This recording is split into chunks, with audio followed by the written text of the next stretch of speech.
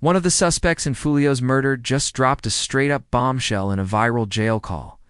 He claims Yungeen Ace had that money on his head, Ace had done put that 10K up. Head. Ace had done put that 1OK up, is his confession. Is flipping everything we thought we knew about Foolio's murder. So now the big question is, will the police come for Yungeen Ace next? I've got all the details. Let's get into it. The viral confession and the arrests. Foolio's case just keeps getting messier by the day. And now, a jail call has hit the internet that's blowing everything wide open.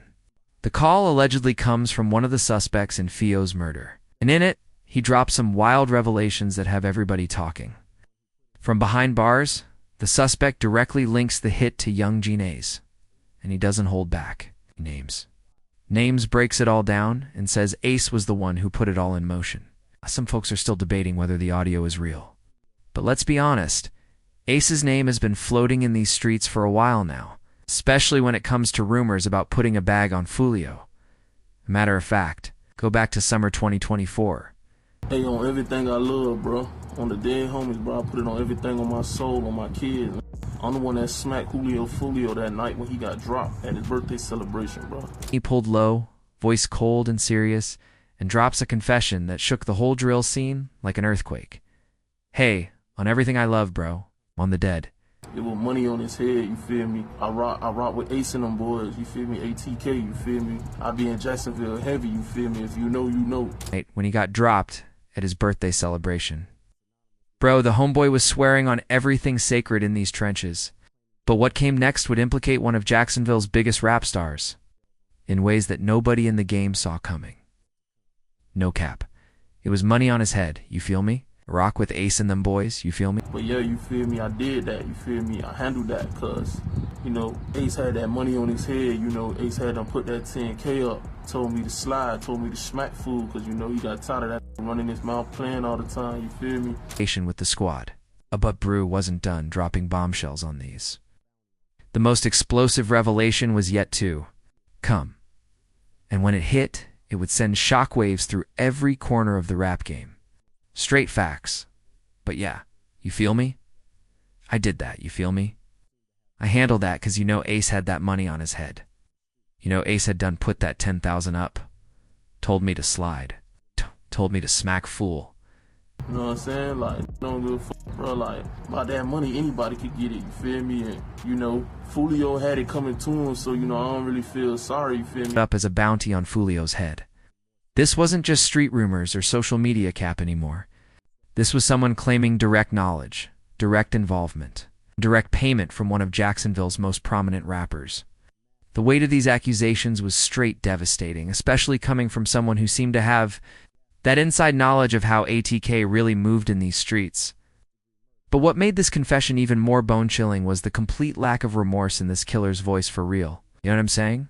Don't give a underscore, bro. Like, about that money, anybody could get it, you feel me, and Foolio had it coming to him, so I don't really feel sorry, you feel me.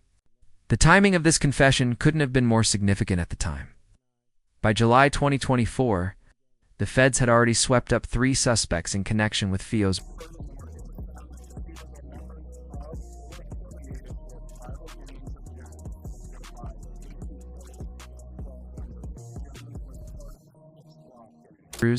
and Sean Gathright. Were all facing serious charges, including premeditated first-degree murder, straight life sentences, if they got found guilty. What made the arrests even more significant was the clear gang connections that the law had uncovered. Sheriff T.K. Waters had made it crystal clear during press conferences that the suspects were affiliated with ATK and 1,200 gangs, connected to Yungeen Ace.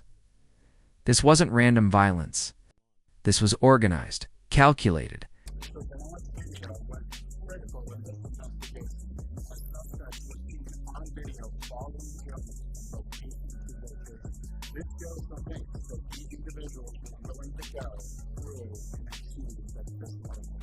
.200.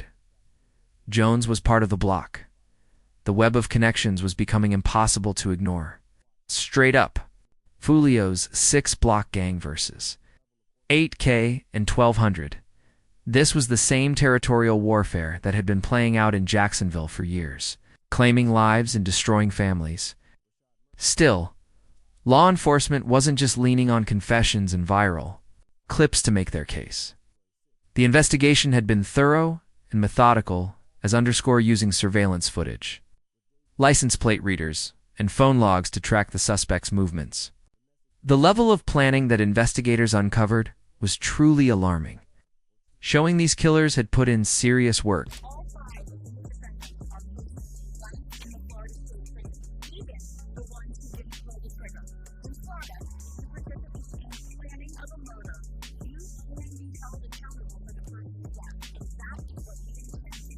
Foolio throughout the night, following him from spot to spot like predators stalking their prey in the jungle. They had waited, watched, and struck when the moment was right.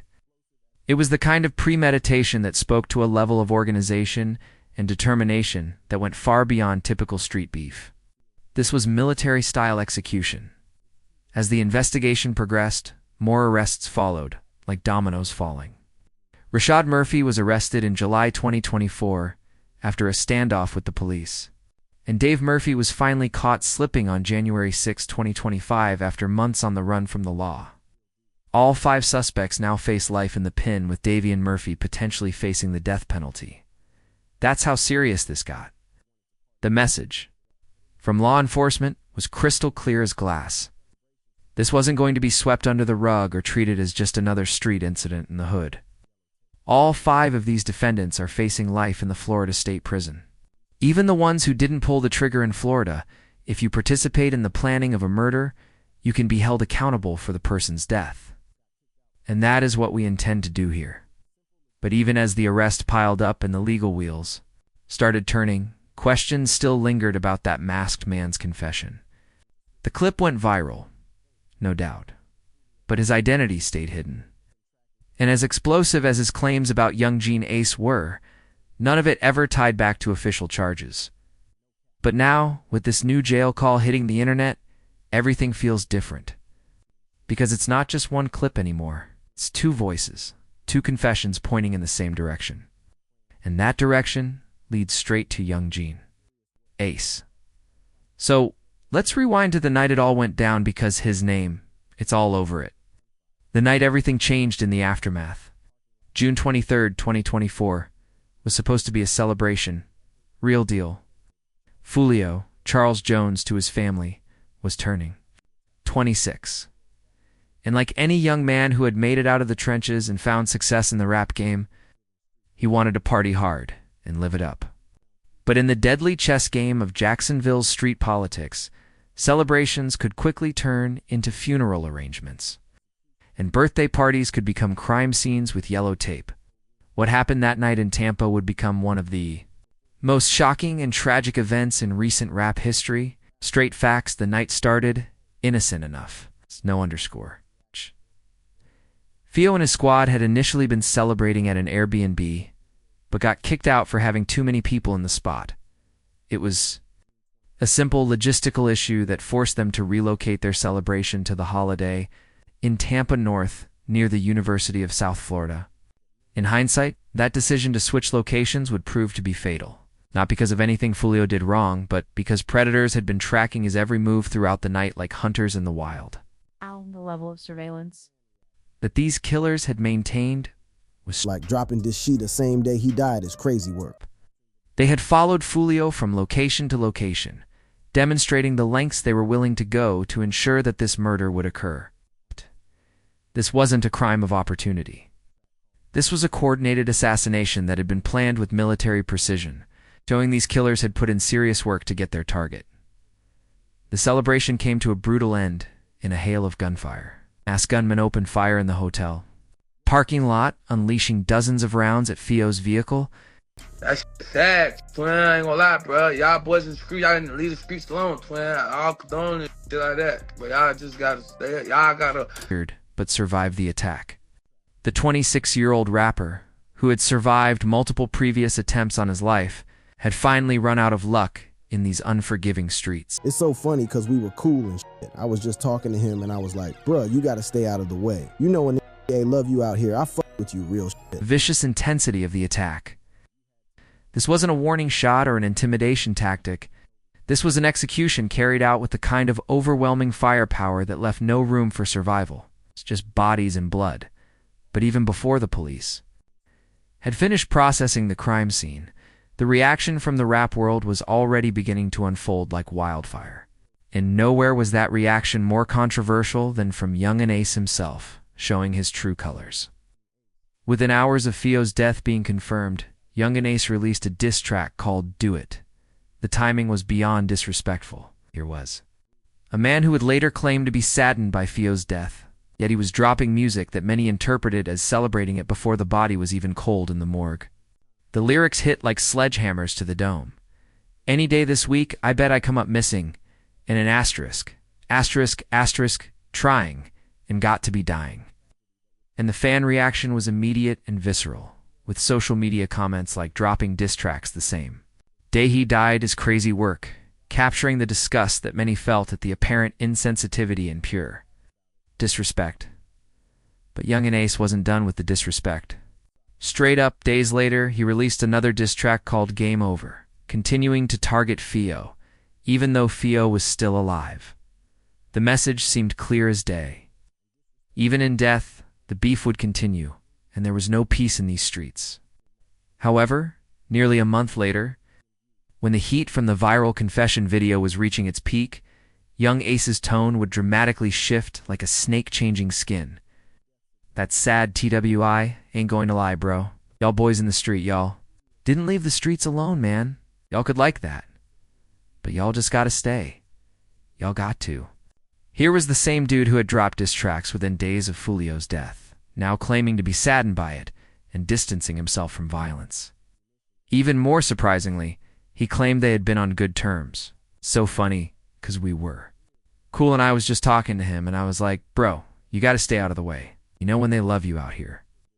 I underscore with you real. But to understand the full weight of this moment, you had to understand the history that had led them to this point of no return. The beef between Foolio and Yungeen Ace wasn't some manufactured controversy for publicity. It was rooted in real violence, real loss, and real blood that had been spilled on Jacksonville streets for years, leaving mothers crying and families destroyed. The feud began in May 2017 when Foolio's 17-year-old cousin, Zion Brown, was shot and killed in his home. Dontre Thomas, an associate of Yungeen Ace, was charged with the murder, setting off a cycle of retaliation that would consume both sides for years to come, leaving bodies in its wake. The violence escalated quickly and brutally, showing these streets don't play. We have to understand that Charles wasn't getting shot at because he killed somebody, because he robbed somebody, because anything like that. That's not what happened. All this happened because of rapping. But his brother, Trayvon Bullard, and 2 others weren't so lucky. They died in the attack. The cemetery was haunting as hell. Both rappers had now lost family members in birthday shootings, creating a parallel tragedy that would fuel even more violence and revenge. In February 2019, Foolio's 16-year-old brother Bai was shot and killed. Chu, Hockey Robinson, an ATK affiliate, was later arrested for the crime and had even bragged about it on an album cover. Like it was something to be proud of. The personal losses were mounting on both sides, and each death only served to intensify the hatred and desire for revenge. The feud reached new heights of public visibility in 2021, when both rappers began using their platforms to memorialize. Y'all, they done got that black boy. You say they done got that Foolio boy. I told them they were gonna get him. Yeah, nah, well, I didn't tell them they were gonna get him. I just knew they were gonna get him, because the boy works hard to get got. And specifically named deceased members of Foolio's crew by Tech and Lil 9. The song was a musical graveyard tour celebrating the deaths of young men and taunting their survivors. Celebrate his death. Tell Yungeen Ace and them to make another badass diss song about him. Don't stop Yungeen Ace. Keep it going. Make his mama cry some more. Which gained over 6 million views and sampled news coverage of the 2018 triple homicide that had claimed Yungeen Ace's brother.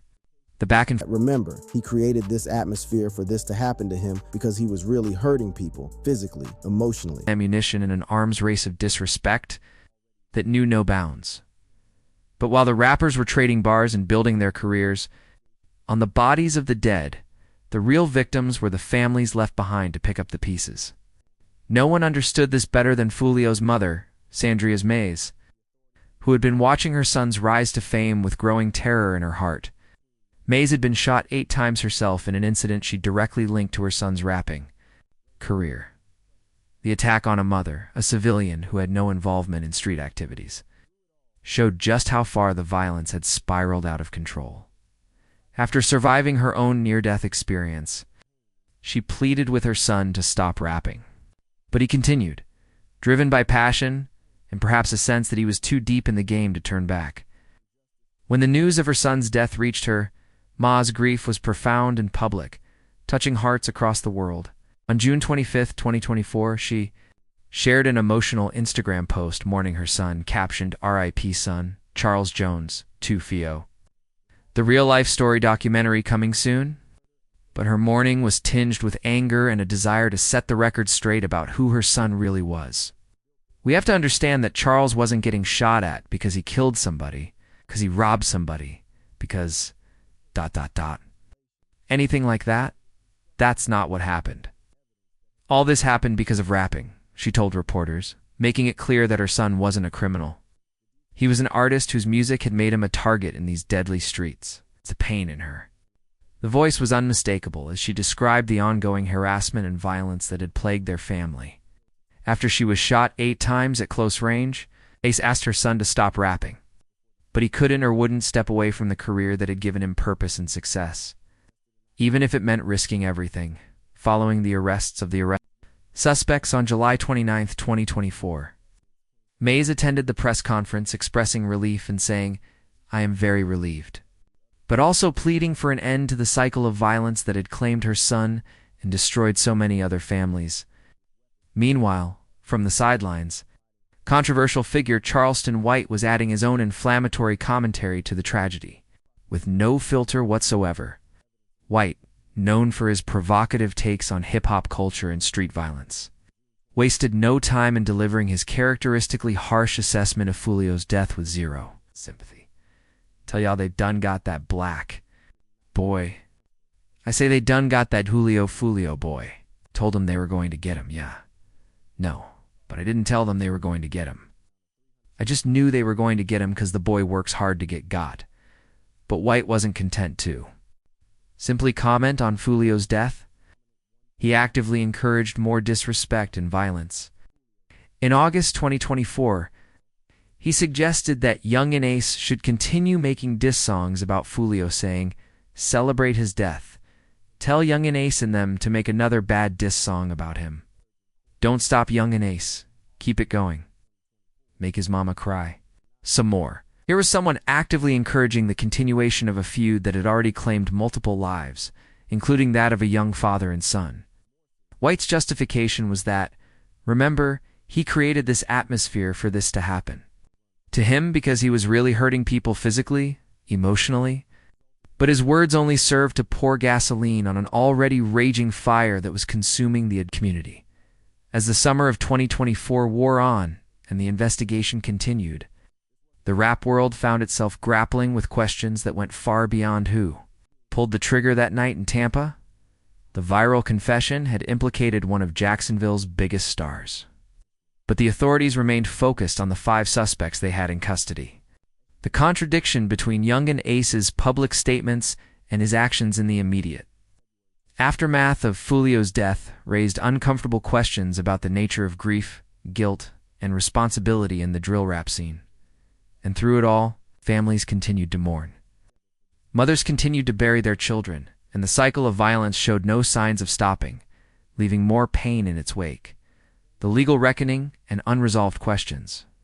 As 2024 turned into 2025, the legal machinery that would determine justice for Foolio's murder began to grind forward with methodical precision, showing these streets that consequences were coming. The 5 suspects: Zaya Chance Jr., Alicia Andrews, Shaw Gotthite, Rashad Murphy, and Davon Murphy, now found themselves facing the full weight of Florida's justice system, with all of them charged with first-degree premeditated murder and facing life in the pen. Straight facts. The evidence against these was overwhelming as hell. Prosecutors had built their case using surveillance footage, license plate readers, and phone logs that tracked the suspect's movements throughout the night. This wasn't a case built on speculation or street rumors. It was constructed with the kind of digital evidence that had become the backbone of modern criminal investigations, showing every move these killers made.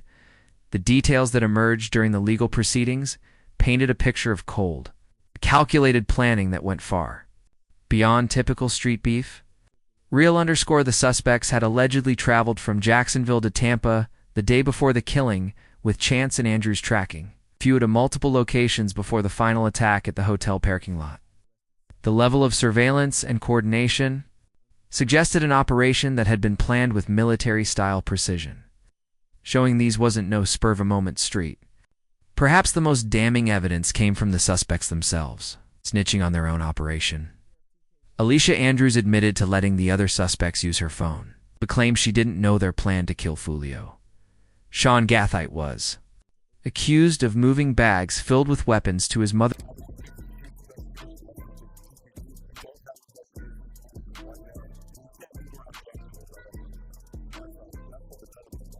strengthened by evidence of financial connections to the murder plot following the money trail.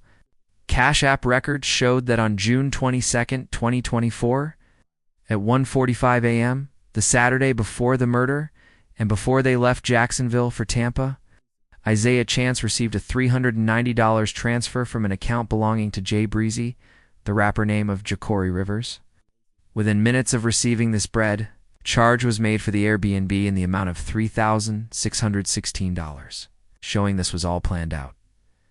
This financial trail was significant, as because Jay Breezy is identified as one of the prominent 1,200 gang rappers, who also released a song after Foolio's death mocking his death. The money trail seemed to connect the murder plot directly to the gang network that authorities had been investigating, showing how deep this conspiracy really went. As the legal proceedings unfolded, each suspect's story began to emerge in court like pieces of a puzzle. On August 10, 2024, 3 of the suspects were denied bond, with the court determining that they posed too great a risk to public safety to be released pending trial, keeping these killers locked up where they belong. The case took an even more serious turn when Davon Murphy was finally caught slipping on January 6, 2025. After months on the run from the law, his bond hearing on January 16, 2025, resulted in his denial of bond, with the state announcing they would be seeking the death penalty. The death penalty designation sent shockwaves through the case and highlighted just how seriously the state was treating this murder. No games. This wasn't going to be plea bargained down or treated as a simple street beef gone wrong. This was being prosecuted as a capital murder case with the highest possible stakes, showing the system was ready to give this the ultimate punishment. Initially, Alicia Andrews' trial was set for January 2025, as she did not waive her right to a speedy trial, with particular attention paid to the fact that she was pregnant and due in February 2025. However, on January 16, 2025, the judge set the trial date for all 5 suspects to April 2026, indicating a unified trial schedule that would see all defendants tried together for this deadly conspiracy. But not all of the suspects were content to follow their attorney's advice and wait for trial like good little soldiers. On January 29, 2025, Rashad Murphy requested to represent himself and demanded a speedy trial, defying his attorney's advice. The motion to dismiss his legal counsel suggested either extreme confidence in his case or a complete breakdown in communication with his defense team, showing this might be losing his mind in the pen. The situation with Rashad Murphy became even